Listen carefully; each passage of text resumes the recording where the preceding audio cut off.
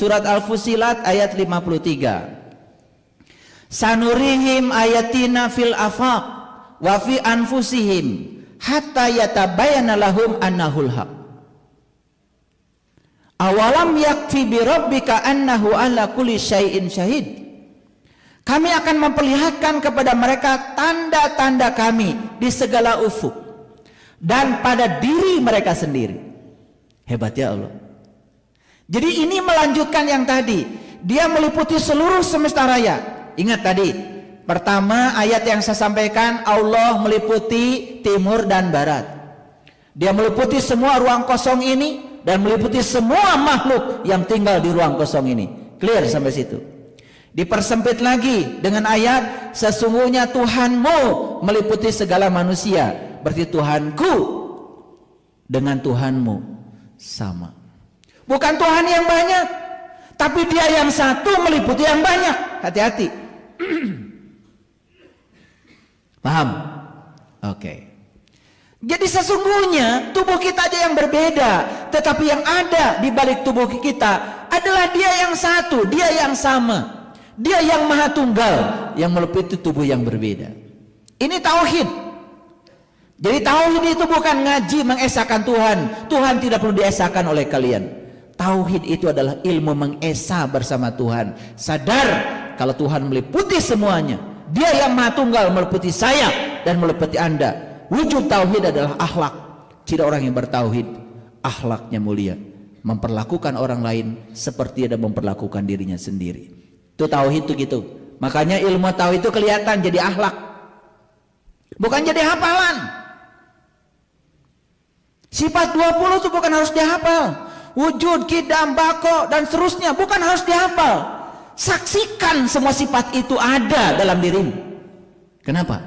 Bukankah Allah sudah meniupkan ruhku ke dalam dirimu? Dan ruhku adalah bagian dari dirinya, percikan dari cahayanya yang dipinjamkan kepada kita saat ini. Ketika ruhku ditiupkan, sifatnya pun ditiupkan ke dalam diri kita, karena sifat tidak mungkin terpisah dari zatnya. Paham? Oke, pelan-pelan ya ngajinya. Kami akan memperlihatkan kepada mereka tanda-tanda kami di segala ufuk dan pada diri mereka sendiri, hingga jelas bagi mereka kebenaran. Yuk, perhatikan ayat ini. Kita akan jelas melihat kebenaran kalau kita sudah bisa melihat Dia di segala ufuk dan melihat Dia pada diri kita sendiri. Itulah pentingnya mengenal jati diri kita. Maka Rasulullah bersabda, man arofa nafsahu faqad arofa robbahu, wa man arofa robbahu faqad jahila nafsahu. Barang siapa yang kenal dirinya, maka dia akan kenal pada Tuhan. Dan siapa yang mengenal Tuhannya, maka dia akan merasa kosong, merasa bodoh di hadapan Tuhan. Gitu. Kan dokter juga ingin mengenali darah kita. Tidak semua darah kita dikeluarkan, bukan? Satu tetes saja. Dokter ingin kenal kualitas air kencing kita. Tidak semua kantong kemihnya dikeluarkan. Satu tetes saja. Tapi yang satu tetes itu kalau kita paham betul-betul detailnya, dia cerita semuanya. Maka siapa yang kenal Tuhan yang meliputi dirinya, maka dia juga akan kenal Tuhan yang meliputi semesta raya tanpa batas. Itulah hebatnya ilmu tauhid. Kalau benar belajarnya, makanya cari orang yang tahu. Dan dia tahu bahwa dia tahu. Awas, jangan cari orang yang tidak tahu. Tapi dia tidak tahu bahwa dia tidak tahu. Tapi dia sok tahu, seperti yang paling tahu. Kalau ngajar seperti yang sudah tahu. Padahal dia itu tidak tahu. Cuman dia tidak tahu kalau dia tidak tahu. Yang seperti ini gak bisa mengajarkan. Paling kalau ditanya marah. Coba tanya sama dia, Bapak, gimana caranya supaya saya bisa ingat sama Allah? Murtad kamu. Ingat sama Allah ya sudah, ambil tasbih. Subhanallah, subhanallah, subhanallah. Itu ingat apa nyebut? Ingat orang tua kita? Ingat ayah kita sekarang? Saya mau nanya, ingat itu di sini atau di mana? Di mana? Perasaan di sini kan? Betul nggak? Padahal ingat itu nggak tahu di mana. Betul nggak? Ingat itu nggak tahu di mana.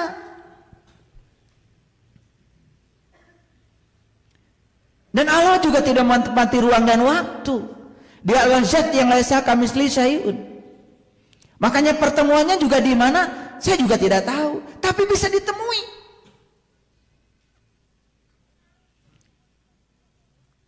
Pusing kan?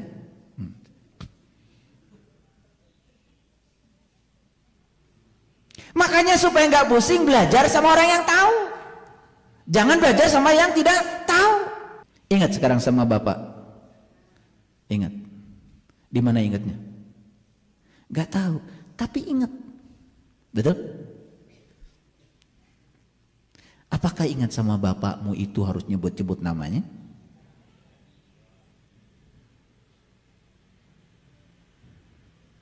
Siapa nama orang tuanya?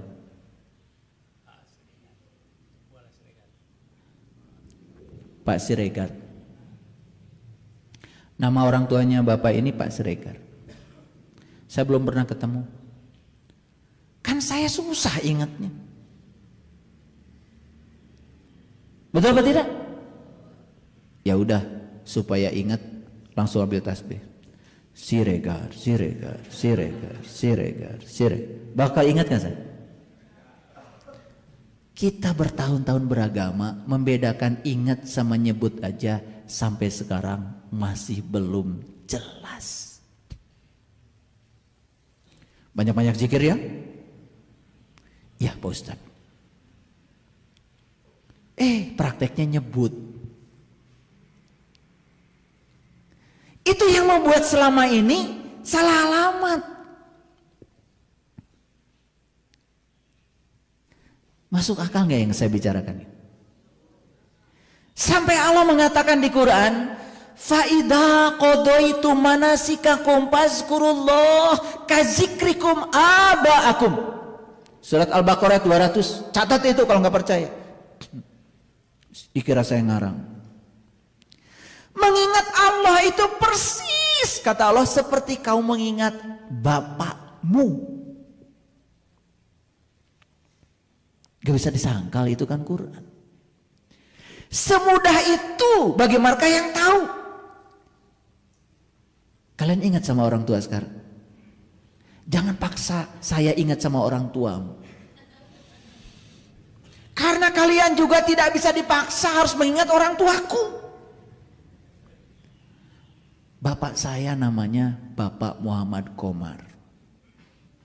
Ibu saya namanya Ibu Ipik Sadiah. Monggo diingat.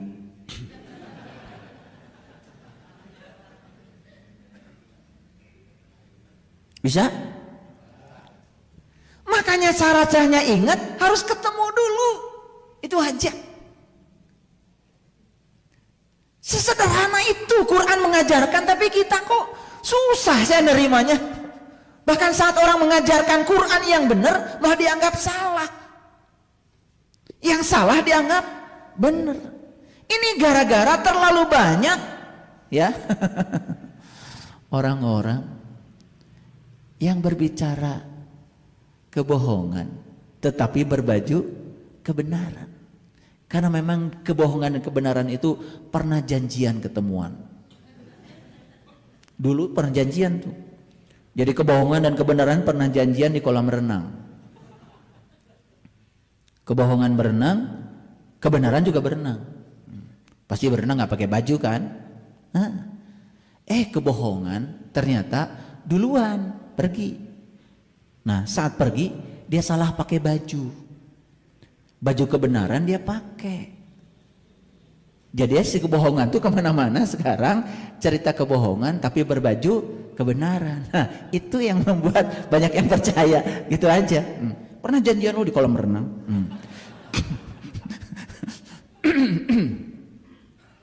Nah lihat saya semuanya. Apakah kita sudah menyaksikan tanda Allah pada diri kita sendiri? Kalau belum, berarti kita belum menemukan kebenaran.